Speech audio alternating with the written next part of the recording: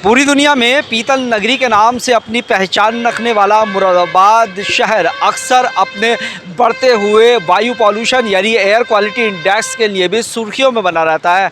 हालांकि नगर निगम बढ़ते हुए एयर क्वालिटी इंडेक्स की रोकथाम को लेकर हर मुमकिन प्रयास और कोशिश करता रहता है, जिसका नतीजा अभी हाल ही में हमारे सामने आया है। दरअसल केंद्रीय जलवायु परिवर्तन मंत्रालय द्वारा पूरे देश भर में नेशनल क्लीन एयर के नाम से एक सर्वे कराया गया था, जिसमें 7 लाख की आबादी से लेकर 3 लाख की आबादी वाले शहर में मुरादाबाद नंबर 1 पर आया है। यानी मुरादाबाद एयर क्वालिटी इंडेक्स की रोकथाम के लिए मुरादाबाद ने सबसे ज़्यादा प्रयास किया है, जिसको लेकर उसे मुरादाबाद नगर निगम को एप्रिशिएट के साथ ही 75 लाख रुपए की धनराशि भी, प्रोत्साहन राशि भी दी गई है।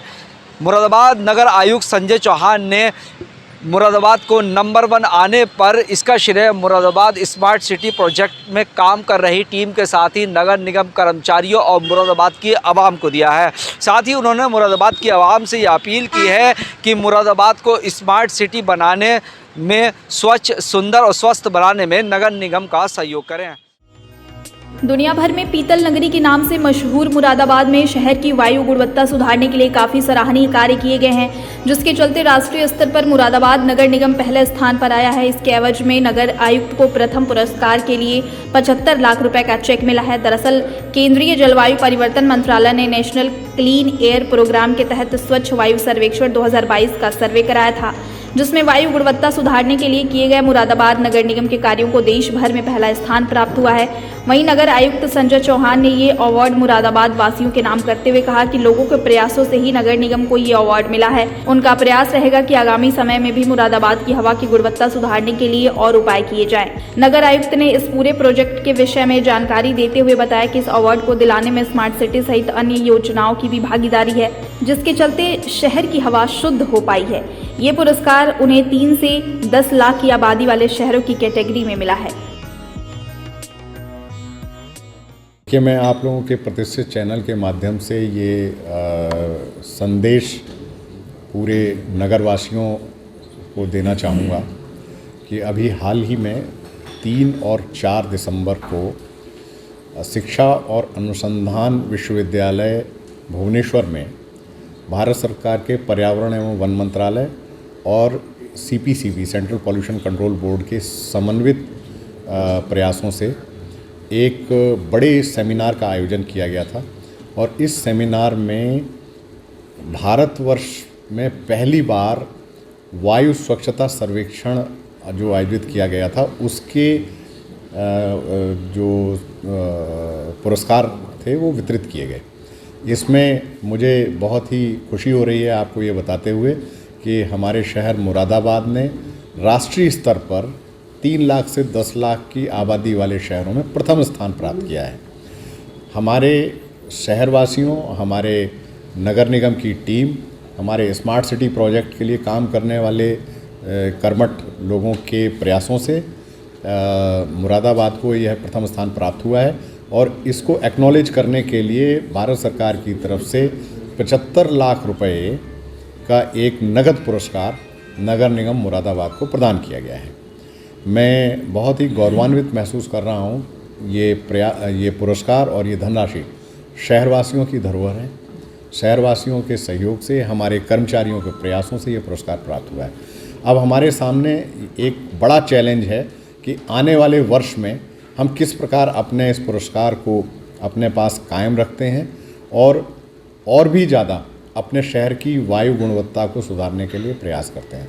मैं अपील करना चाहूँगा आपके माध्यम से कि जन जन तक ये संदेश जाए कि हम आज अपने भारत देश के एक ऐसे शहर में रह रहे हैं जहाँ की वायु गुणवत्ता सर्वश्रेष्ठ है।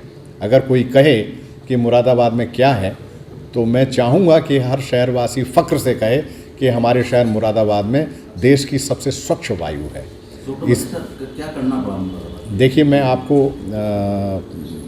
संक्षेप में बता दूं कि मुरादाबाद में स्मार्ट सिटी और नगर निगम की तरफ से कई सारे प्रोजेक्ट्स ऐसे चलाए जा रहे हैं जिससे वायु गुणवत्ता प्रभावित होती है।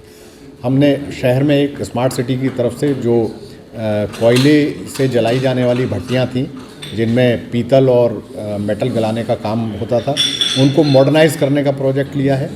पीएनजी गैस और इलेक्ट्रॉनिक फर्नेसेस के माध्यम से हम इस पूरे जो पॉल्यूटिंग इंडस्ट्री है इसको नॉन पॉल्यूटिंग इंडस्ट्री में कन्वर्ट करने का कार्य कर रहे हैं। इसके अलावा इलेक्ट्रिक बसेस का एक प्रोजेक्ट है जिससे शहर की सड़कों पर जो ऑटोमोबाइल्स हैं उनकी संख्या में कमी लाने का प्रयास हो रहा है। ई बाइक शेयरिंग का एक प्रोजेक्ट हम लेकर के आए हैं जिससे शहर के ट्रैफिक कंजेशन और जो धुआं उड़ाने वाले पॉल्यूटिंग व्हीकल्स हैं उनकी संख्या में कमी आएगी। इसके अलावा human crematorium, animal carcass plant, solar based तमाम सारे हमारे प्रोजेक्ट्स हैं जो हमने शहर में स्मार्ट सिटी की तरफ से लाए हैं। इसके साथ ही जो हमारा लेगेसी वेस्ट पड़ा हुआ है रामगंगा के पार कूड़े डिस्पोजल प्लांट की साइट पर, उसमें भी लगातार हम उसको प्रोसेस कर रहे हैं। गर्मियों में इस कूड़े के ढेरों में आग लग जाया करती थी जो महीनों सुलगते रहते थे और शहर की वायु गुणवत्ता को प्रभावित करते थे। उस पर हमने सकारात्मक प्रयास करते हुए उस पर पूरी तरह से रोक लगाई है। शहर में कूड़े जलाए जाने पर प्रतिबंध लगाए गए हैं। हवा में वाहनों के चलने के साथ धूल न मिक्स हो, डस्ट मिक्स ना हो, डस्ट सप्रेशन के लिए तमाम सारे कार्य किए गए हैं। सड़कों के किनारे इंटरलॉकिंग टाइल्स लगा करके उनको पक्का किया जा रहा है। ग्रीन बेल्ट्स विकसित की गई हैं। प्रतिवर्ष लगभग 50,000 नए वृक्ष अलग अलग क्षेत्रों में, शहरी क्षेत्र में लगाए गए हैं। इन सभी प्रयासों के परिणाम स्वरूप शहर की वायु गुणवत्ता में सुधार आया है। और मैं यहाँ ये बताना चाहूँगा कि भारत सरकार की तरफ से ये जो पुरस्कार हमें प्राप्त हुआ है, इसकी धनराशि भी इस शहर के वातावरण, पर्यावरण और वायु की स्वच्छता गुणवत्ता को और अच्छा बनाने के लिए प्रयोग किया जाए।